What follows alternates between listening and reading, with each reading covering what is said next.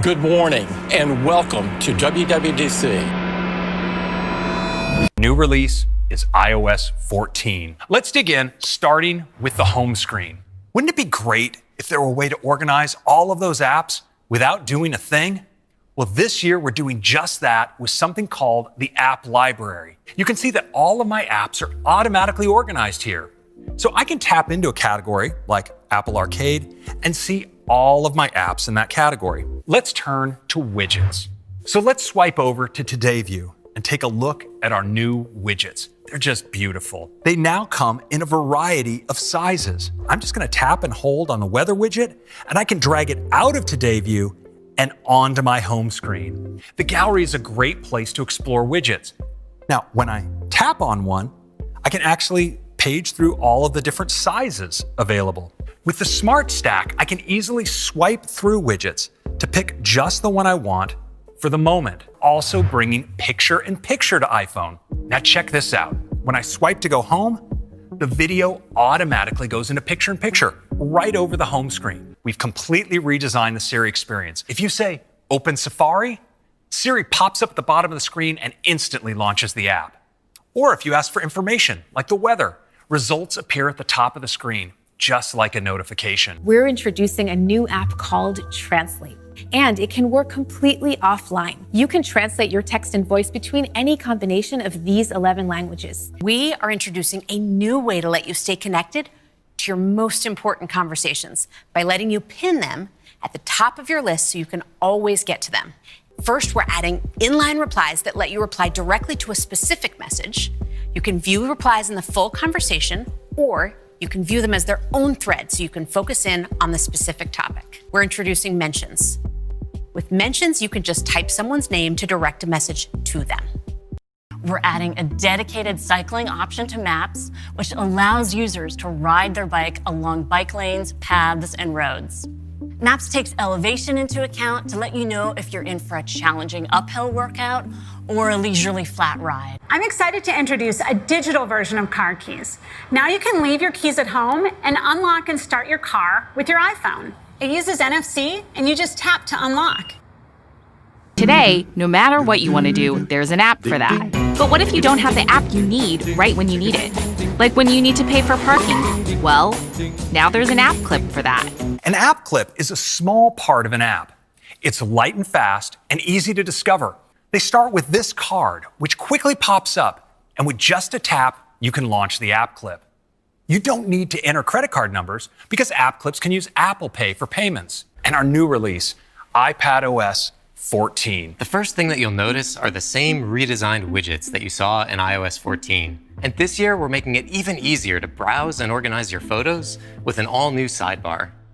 With just a tap of this button, I can reveal the sidebar with all the core functionality of the app in a single location. There's more, starting with Siri. Results appear at the bottom right corner, allowing you to easily reference the app while using Siri. Today, when you receive a call on iPad, you see this. Wouldn't it be nicer if instead you saw this? Well, that's much better. Now an incoming call is presented with a compact notification that doesn't take you out of context. And you can simply tap to answer or flick it away to dismiss. We've redesigned search with a new compact design. You can start a search from anywhere, like the home screen or over any app. We've rebuilt search from the ground up to be universal. You just start typing a few characters and you can instantly get to where you're going. I'm really excited to show you some of the great new features that we have for Apple Pencil and iPadOS this year. When I draw a simple shape and pause at the end, it'll automatically convert to that ideal shape. We've also made huge improvements to our handwriting recognition. I can double tap to select a word or double tap again to select a line. I can easily change the color or move it around the document. Using Scribble, I can just write directly into the text field. And it automatically gets converted to typed text. We have some amazing updates coming to Airpods. Let's say you just finished listening to a podcast and you pick up your iPad to watch a show. Airpods will magically switch over. And later, you start a video conference on your Mac. Airpods will automatically switch again. You know the experience of being in a movie theater with a state-of-the-art surround sound system? By applying directional audio filters and subtly adjusting the frequencies each ear receives, we can place sounds virtually anywhere in space, creating an immersive surround sound experience. In watchOS 7, developers can enable multiple complications, making even more richly personal watch faces. And configuring watch faces has been redesigned so you can easily select which information you'd like to see. We're introducing face sharing. You'll be able to discover curated faces with third-party apps on the App Store, or discover a new favorite watch face right on a website, or receive watch faces directly from friends and family. And now in watchOS, just like in iOS 14, you can get cycling directions. You can preview travel time and elevation changes, and navigate with turn-by-turn directions that are large and easy to read. One of the most requested features for Apple Watch. Tracking your sleep.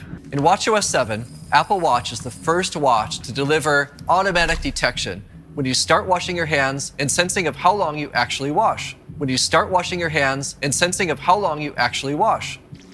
You'll see a countdown along with haptics and sounds to make sure you wash as long as you're supposed to. With HomeKit Secure Video, your cameras are completely private.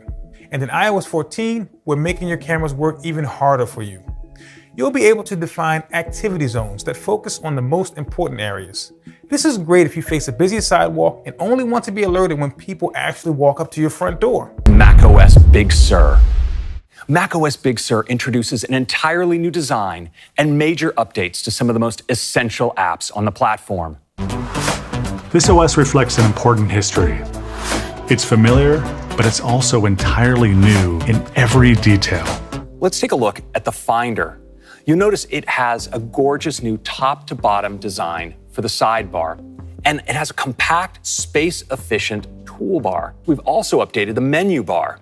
It's now translucent and elegantly takes on the color of your desktop picture. We've brought Control Center to the Mac.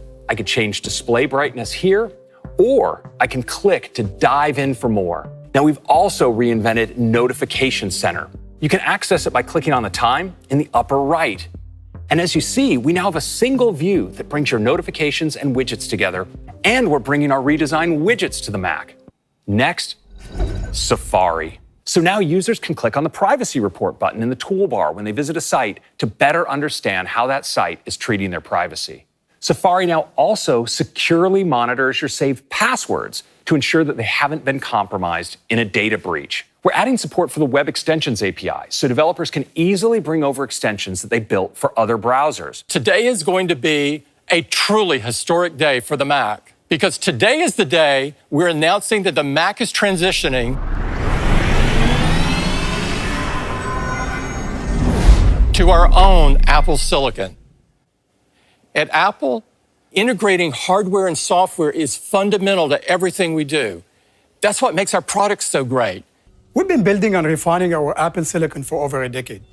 The result is a scalable architecture that is custom designed for Apple products, and it leads the industry in features and performance per watt. And now we're bringing all of that expertise and that same focused and disciplined approach to the Mac. Our plan is to give the Mac a much higher level of performance, while at the same time consuming less power. Our scalable architecture includes many custom technologies that, when integrated with our software, will bring even more innovation to the Mac. With our advanced power management, we will maximize performance and battery life better than ever before. Our high-performance GPU is going to bring a whole new level of graphics performance to every Mac, making them even better for pro applications and really great for games. First, we're designing a family of SoCs specifically for the Mac product line. This will give the Mac a unique set of features and incredible performance. And third, we'll have a common architecture across all of our product lines, making it far easier for developers to write and optimize software for the entire Apple ecosystem.